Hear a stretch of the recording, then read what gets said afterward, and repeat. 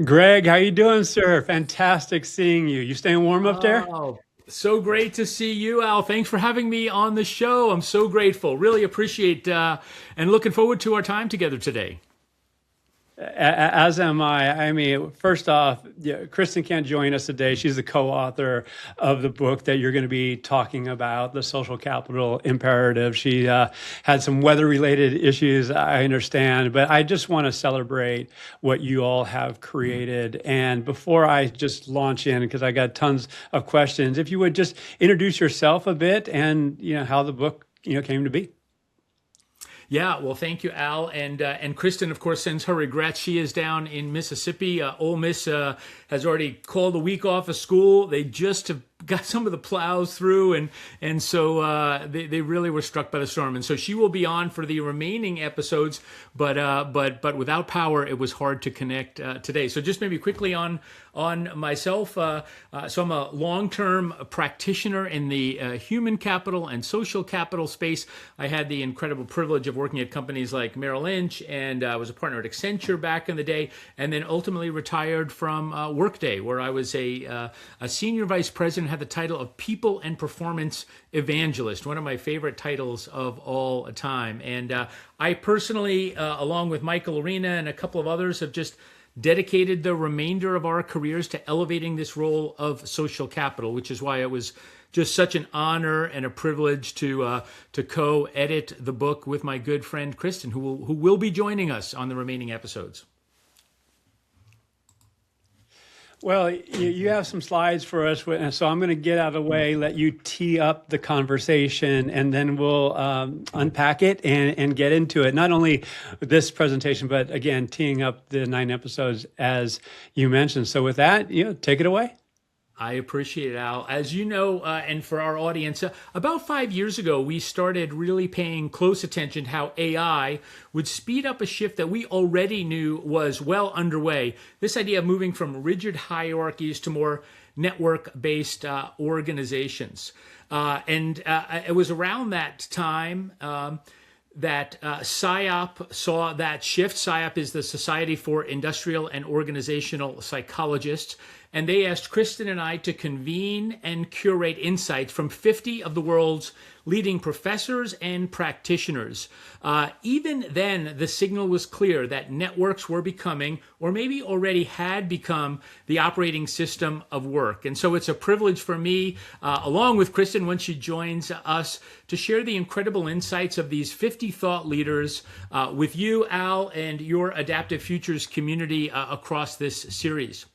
What I'd love to do today is to set up the 9 episodes that follow. First, I'll suggest that shift happens. I know on your show it's a clean show. I need to articulate that very clearly. Second, I'd like to provide a quick primer on what we mean by social and organizational network science and why human capital is necessary, but we believe not sufficient in a networked world. And then third, I'd like to, almost like a movie trailer, preview the 9 outcomes that we'll explore in the later episodes. So I believe that to make sense of anything, we need context. Klaus Schwab, the founder of the World Economic Forum, recently said that we are living through one of the most consequential transitions in business history. In this age of intelligence, while AI grabs the headlines, he suggests that human value will increase through ideas, relationships, and the ability to learn faster than the change itself.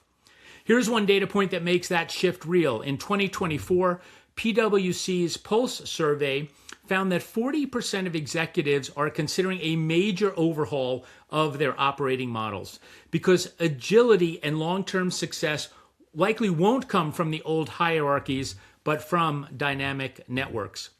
McKinsey echoes this in their work on the agentic organization, where they declare flatter, more fluid networks with empowered teams will drive value faster in the future. And 2 Harvard professors who I am big fans of push the idea even further, where they see agile teams sitting above an AI factory in a world where algorithms and networks increasingly rule how work gets done. A companion McKinsey report adds a performance lens, suggesting that organizations who are adopting more network-based structures tend to outperform the traditional ones and are more likely to prioritize innovation, technology, and data as they scale AI and digitalization. And of course, my former colleagues and friends at Workday found something that I just think is even more fascinating, and that networking and relationship building they viewed in the work that they had done was the most irreplaceable skill in an AI world.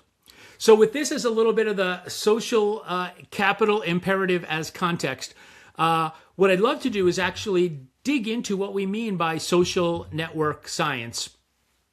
And to do that, my good friend and colleague Rob Cross, who many of you already may know, Rob is one of the true pioneers in this field. He uses this classic picture to show two truths.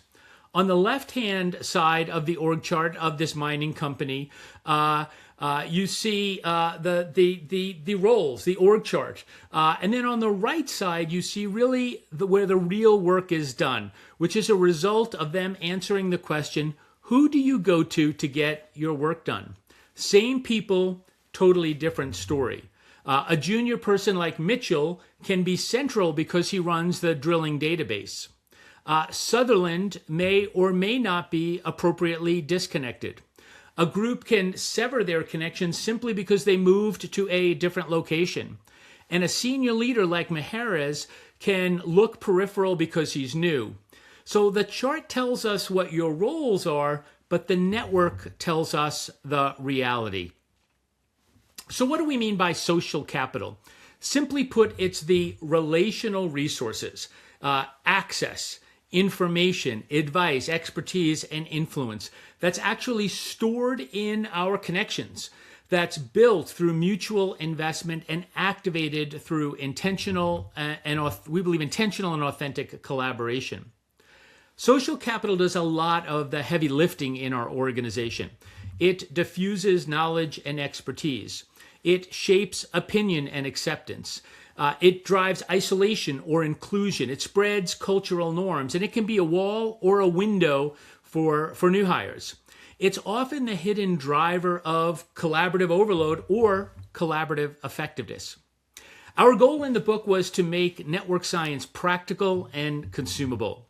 Network science really matters at three levels: the individual, the group, and the organization. And so we asked our 50 experts to write against 9 outcomes, staying grounded in what network analysis reveals, what actions develop social capital, and how it's actually leveraged for results in an organization. Let me show you one example. And in this case, we're going to use change and transformation. In my old consulting days, we talked about change supply and change demand. On the demand side, network analysis helps us see the organization's capacity for change. We can understand through network analysis, are people burned out? Are teams dysfunctions draining productivity? Are relational needs being met? Are newcomers being integrated? Do people feel included and motivated, engaged? On the supply side, it helps us see how we're positioned to enable change. As part of the change process, were creative pockets tapped into for the change? Who are the engaged energizers who serve as change agents? Do those agents have the right network coverage? Perhaps where are decision making being bottlenecked? And are challengers being effectively used? And these ideas are just the tip of an iceberg, but already you can see that I believe it's far more useful than some of the hierarchical information in understanding what speeds or stalls change.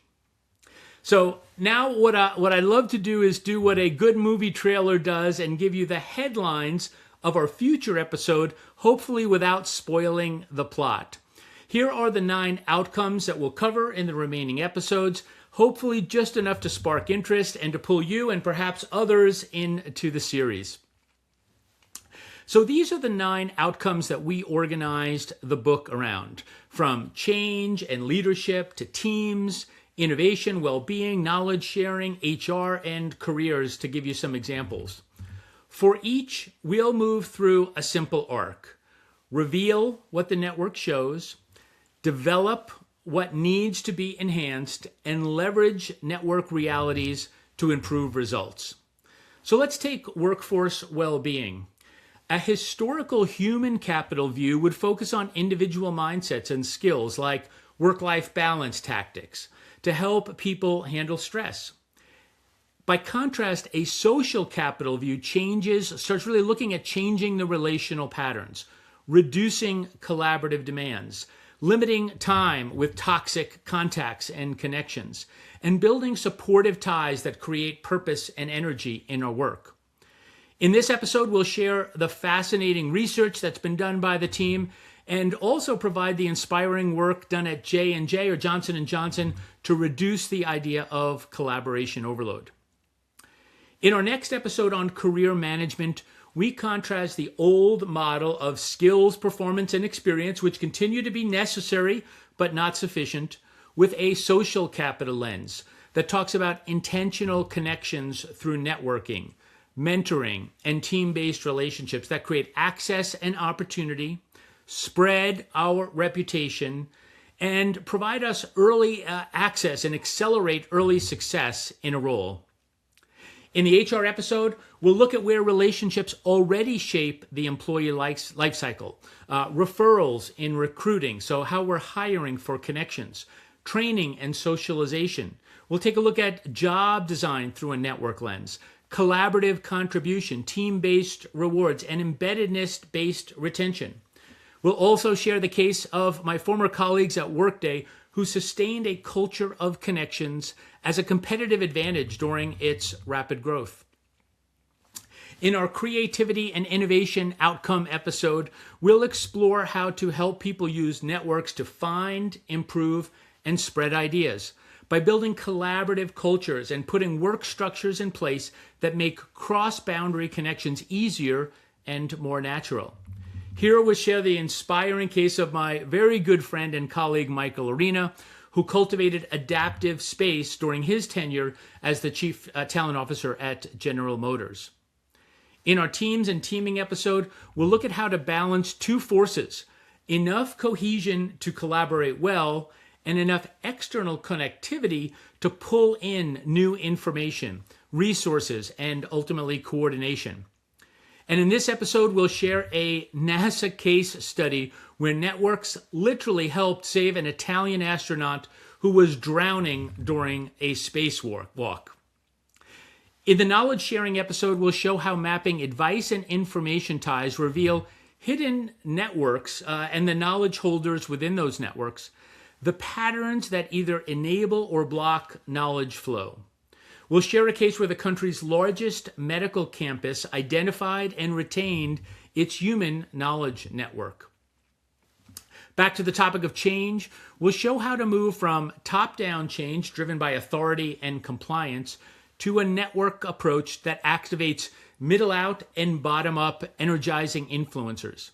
It uses trust, reciprocity, and communication to move change through the network, not just down through the chart. We'll share how my good friend Emerson Paz and the team at Roche International generated $500 million. You heard me correct. $500 million of value by shifting to adaptive teams in a network-based structure. In our episode on leadership effectiveness, we'll explore how leaders build trust-filled connections within and beyond their teams, considering how to use mentoring, coaching, and network insights to navigate challenges and expand this idea of collective leadership capacity. We'll double-click into how Workday cultivated leadership connections to scale their success. And finally, on our last episode on DEI, we'll explore network-based inclusion, assessing differences in embeddedness, using networks to recruit and sponsor diverse talent, and building an inclusive culture through connections like ERGs, mentoring, sponsorship, and cross-functional projects that ultimately value different perspectives in their decisions. Well, Al, as you can tell, it's a big book filled with a lot of content. It's actually 725 pages. We hope our tremendous contributors packed it with practical and surprising insights. And I know I need to stop here so we can talk a little bit more about it. And I don't want to spoil the plots of our episodes to come, but I will end with saying Kristen and I are so deeply grateful to these 50 global experts. And we hope that your community will join us for all 9 episodes and learn what these experts shared about the future of work. Greg, thank you not only for sharing as you did in such a clear, concise, beautifully designed narrative there, but just the work itself. Obviously we're in this time of great disruption and the pace of it is overwhelming, as you alluded to, in collaborative overload. And the value of relationships in advancing forward career-wise, staying grounded and going back to well-being are so critical. And we also have limited capacity as human beings. So I have tons of questions, but I want to start with this one. Why networks? Why are networks important to you personally? Why are you drawn to this work? Well, I'll tell you, Al, I had what I referred to as my Dorothy from Wizard of Oz moment. We all know the Dorothy from the Wizard of Oz. And there's a moment in the Wizard of Oz where when Dorothy lands in Oz, the movie itself shifts from black and white to this incredible Technicolor. It's this literally the shift to a new world. It's seeing things in vibrant colors that one didn't see before. My Dorothy of Wizard of Oz moment was I was at Juniper Networks. I had the privilege of leading leadership and organization effectiveness during their really incredible growth period. And my good friend and colleague, Courtney Harrison, had introduced me to Rob Cross, who was a part of a sort of collective community. And we brought Rob in to do a network analysis specifically for the senior team on a very specific project.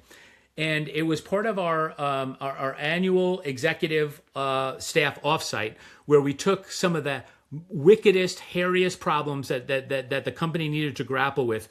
And in this case, Al, we used network analysis to look at a really important, incredibly high value project that was, responsible for the organization.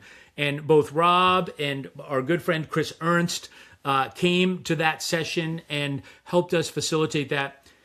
And Al, that was the moment where I went from a human capital person to a human and social capital person. It was like I landed in Oz. And I appreciated in that moment that the human capital is necessary and important. Our experiences, our energy, our skills are essential. But Al, they only explain half of the story. When we then add the social capital, when we add our connections, it's like landing in Oz, where you see the world in Technicolor. Both are true. It's not a one or the other. And from that moment on, I was hooked, Al. I have become, as you can see, a zealot for helping people understand how our connections. And I'll let you go on to the next question in a moment. But Al, I referred to this for me as a stupiphany. When we share this idea, what we've been seeing in the research and the social science, it becomes both immediately obvious and a complete surprise to people. It resonates. People realize our brains are social beings. They get it. They're like, yes, when I get out of my own head and my own personal human capital, I see that it's the people around me. Al, it's you who connect me to a community of people to share a message. It's my colleague, Kirsten Cullen-Lester. It's Michael Arena. It's Rob. And when we add the social capital lens on top of it, we can just see the world for all it's got to offer: access, ideas, information, feedback, challenge. And anyway, so I'm super jazzed, and I've dedicated the final part of my career to helping elevate and helping others tap into, and I'm sure we'll talk about it in a moment, but I believe this is the most important thing we can do as we think about the age of AI. Ironically, yes, learning the technical skills is necessary, but what is going to elevate people in their success and their careers will be their human skills, their ability to connect with others. And we'll talk more about this, but there could be no more important time, I believe, to understand these ideas than today. Well, you actually started to bridge to my question. I'm going to tee it up a little bit. The question is, why now? And before I let you answer that, is you're going back 20, 30 years. The stock market started to reflect the value of intangible assets, and there was a lot of work done to unpack what those intangible assets were. And now we have AI being introduced, and there's AI adoption as a priority, AI transformation, all this stuff. And many of these initiatives, if not great majority of them, are being driven out of IT. They're from tech. And the idea of human-centric AI transformation, while that language is floating out there, what it actually looks like to actually identify the value, not only of people themselves, but the relationship equity that they contain. And this is, correct me if I'm wrong, not just an HR thing. It's not just an operations thing. There needs to be a systematic approach to it. So again, going back to the question that I'm setting up, I mean, why now, and who needs to be involved in really unpacking this value and how to sustain and enhance it over time? Yeah, so I think, boy, there's a lot of really fascinating things to pull the thread on there. So I believe, Al, and I truly, and I know I'm biased, so I'll declare my bias on this. But as AI, and I'm an AI fan, I use it, I see the power of it. I'm an advocate, I'm an evangelist. What it will do, what we all know, this is not a surprise, is it automates and augments a lot of those cognitive capabilities, those cognitive tasks that we've historically done. While it's doing that, I believe it puts a premium and a pressure on us showing up, having deeper collaborative capabilities, deep in human capabilities. Michael and I talk about these 5 enduring edges from a human perspective on that. And that's where we need to elevate how we show up and the value we create, similar to Klaus Schwab's content there a couple of moments ago. So I really believe that is the path. And I'll tack on to that. Our good friend Phil Wilburn, president of the Phil Wilburn fan club, is seeing, and he's been open about some of the things that he's seeing as he's tracking what happens when as we become more productive, as we gain time back from the productivity that AI gives us. What he's seeing more specifically at Workday, what the research, there was a report that just came out just a few days ago, also see, is that what people are doing with this newfound time, Al, is they are investing it into collaboration. They are leaning into the human sides of it. And what they're doing is they're collaborating against higher order or more challenging situations. So I truly believe that where we're seeing the next wave of this work pointing is for us to build these collaborative capabilities, to leverage ideas through our networks, and to be in a position to apply, and we can get into more of it in some of the things we're seeing from an AI perspective. But I really, really believe that this is the path forward for our application of our essential or enduring human capabilities. I love what you're saying across the board. And this comes as not only a point of passion, but it's a frustration I have had over the course of my career. We both have consulting backgrounds, and identifying, okay, where we are, current state, future state, roadmap, all this stuff. The pace of change, we all have to identify what is actually good and we need to lean into and nurture. At the end of the day, I want to ask the question around who should be involved in this work and understanding the value of relationships, yes, but how to design and experiences that actually create the space and nurture these relationships. So call it governance, call it steering. I don't know what you would advocate for, but who do you believe needs to be involved to leverage the value of social capital? To your point, it's the future of work and it's the future of the workforce. And so clearly, I come from a an HR, human capital background, and I absolutely believe, as we think about even AI agents becoming part of the broader workforce, executing the work, HR needs to play an incredibly active, and I hope leadership role in that. I had the privilege, gosh, it was probably 10 years ago, to go to the MIT Media Labs, the AI labs, the AI labs at MIT. And Bob Johansen, who I'm a huge fan of, I love all of Bob's work from the Institute of the Future. 10 years ago, a group convened to talk about exactly the question you're talking about, Al. Who should be working on this type of work? And while I do think it's a partnership with lots of people involved, definitely IT involved, I truly don't believe, and this was based on Bob's insight on the time, I don't think we should think about this as an IT topic.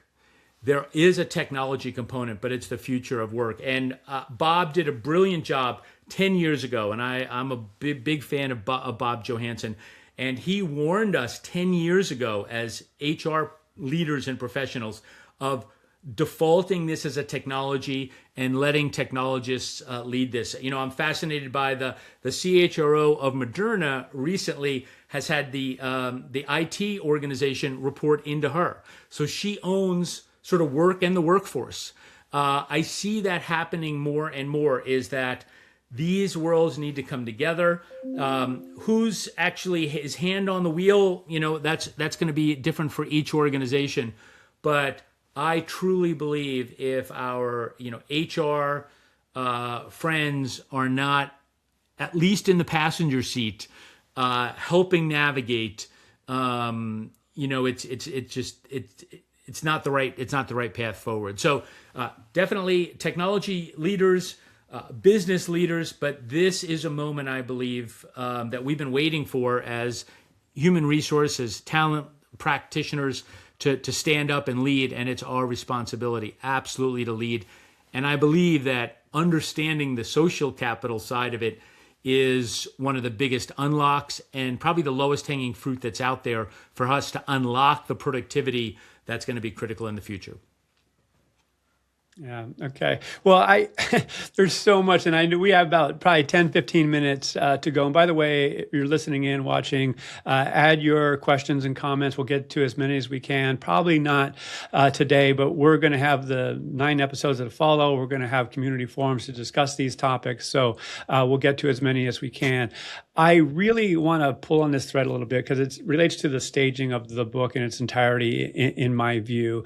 Because to your point, many AI initiatives are coming through IT. And IT, even though our communities have largely been HR trying to jump over the fence and say, I want to play with IT. Meanwhile, IT is just marching ahead. And meanwhile, executives in finance and elsewhere are working on the assumption that's popular in the marketplace that AI will automatically deliver productivity. Like you adopt it and automatic 10, 15, 20% gain. The research is showing that's not the case. And people have anxiety, they have angst, there's this overwhelm that's persisting because it does take time to nurture relationships and create and all the things that collaboration affords. So I just want to push on it a little bit. What advice would you have for IT leaders and other executives who might not have the keen appreciation that you and I do for the value of people and networks? Yeah, well, I think, Al, and again, I hope and I trust, because we're architecting it, that we'll get into some of this in some of the future episodes, specifically on the change and transformation. A lot of what I'm reading now, and I think is true, is that we're not considering, to your point, the capacity and the motivation for people to build these new skills. And what is interesting as well about it is, in some ways, as organizations ask people to build these new skills, in some ways they're asking them sort of to make themselves potentially irrelevant. And so we wonder why, I think there's lots of complexity still that we have to deal with. We have to figure out how organizationally these things fit in. We have to think about the human capacity and motivation to pull these new skills in. And I do think we need to answer the question, to your point, Al, or at least provide a perspective on what does the future look like that provides relevance for humans in this system. If you want me to adopt that, help me see the path forward for my own relevance in this system. And Al, I don't think we've been doing an effective job of that. At least I've not heard of too many case studies, maybe a few here or there, which we should explore. But for the most part, I don't know that the organizations are embracing that whole idea and saying, how do I really get this pulled into the organization? How do I do that thoughtfully? Because one of the things I believe we'll see, Al, and this is a really complex thing to solve for, is all of the research I read. No one is suggesting that AI, in its initial stage, will take over a whole role. Our good friend John Boudreau has been talking about this forever, that AI will likely decompose jobs into work, and it will take pieces, these cognitive pieces that it does well. I believe the knock-on effect of that, it will be that our jobs or our roles will be changing much more dramatically than we have in the past. It will accelerate the number of projects. We're already seeing that in our research that one is on, and it will accelerate the need to quickly build what Michael and I refer to as this idea of social agility, the ability to quickly meet new people. Al, we don't have the time to storm, form, norm until we perform anymore. We need to have sort of social science hacks that help us build those productive, trusted, positive relationships faster than we have in the past.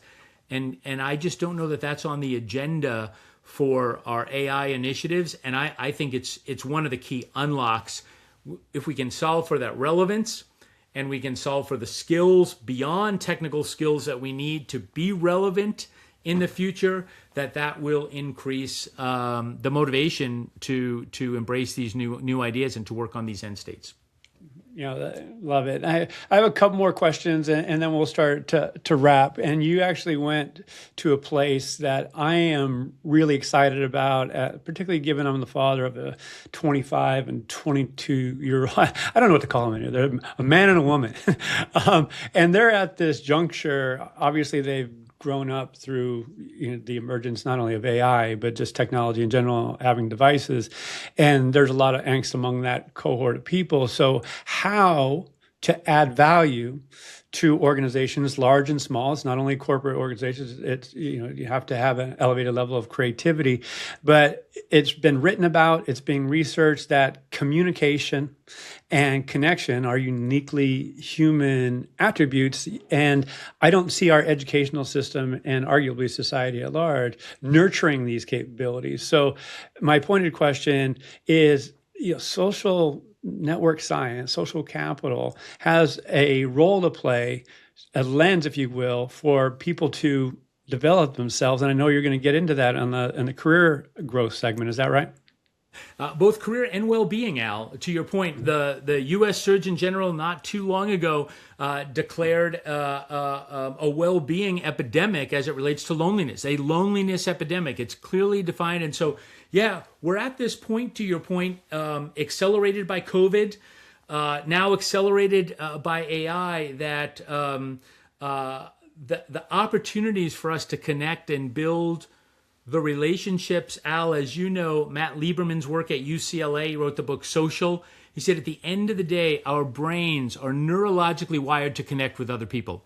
That's what separated our species. That's what allowed, it was collective intelligence that separated our species. And so I really think that while the technical skills and learning prompting and RAG and other things from an AI perspective are necessary, but at the end of the day, they're not sufficient to develop what will, at the end of the day, help us survive, which is these essential human edges, how we build trust, how we spread ideas, how we connect with one another. And I think that's what we refer to as the social capital imperative. Understanding, building these capabilities is perhaps the biggest challenge that we've faced in maybe forever, and that's why we're so passionate about helping people lean in and understand how to do that. Greg, you gave me a chill, and I'm certainly going to carve out that segment and send it to both my kids because it's fantastic and it needs to be understood and used, and not just listened to intellectually. I mean, this is something that we moving forward have to embody. It's one thing to be creative, but it's another thing. I mean, I've learned this from you and Michael and others to get our ideas actually propagated and brought to life. We need other people. And so how to make that happen is arguably a skill in and of itself. Yeah. And Al, if we pull that thread for a moment, I was talking, with our good friend Michael this morning, and he was sharing some recent research, and I hope I do justice to what he shared with me. But one thing to think about, sort of in an AI context, is that when we think about creativity, the way AI works is it sort of regresses to the mean. Having such a massive perspective actually sort of regresses creativity to a broad mean. And that's where humans need to elevate that creativity. And so there absolutely is a human role working with AI, being a partner or a co-pilot or whatever phrase you want to use there. But there absolutely still is a need for these enduring human edges from a creativity, ideation, influence, building of trust, and we really, really believe that we need to help people deepen these skills very quickly, because we haven't. I don't know why we've neglected them for decades, and it's the right thing to do for our children, who, Al, you and I have children of similar ages, early in career. I coach my daughters all the time on this topic. They're so tired of hearing me talk about it, but it is about building these connections at work is what I think is going to be essential. Well, Greg, as we start to wrap, I am more than excited, uncommonly excited for the 9 episodes to follow. Anything else you want to share to tee this up? Yeah, I think, and thank you again for the opportunity. I truly hope, we're going to take, by design, we've taken these, our colleagues have done decades work of amazing sort of bottom-up social science work, social network science work. Our goal to help the sort of average professional, if you will, is to go from the outcomes down and say, to achieve this outcome, whether it's personal well-being, whether it's team success, whether it's creativity and innovation, transformation and change. And so what I'd leave you with is the invitation to think about these outcomes. And my hope is that we'll have a Dorothy Wizard of Oz moment for your community where they'll say, you know what, I'm so trained to think about this black and white world of human capital. Here are my skills. Here are my experiences. And I truly hope over these episodes that people will leave with this technicolor idea of saying, those are true.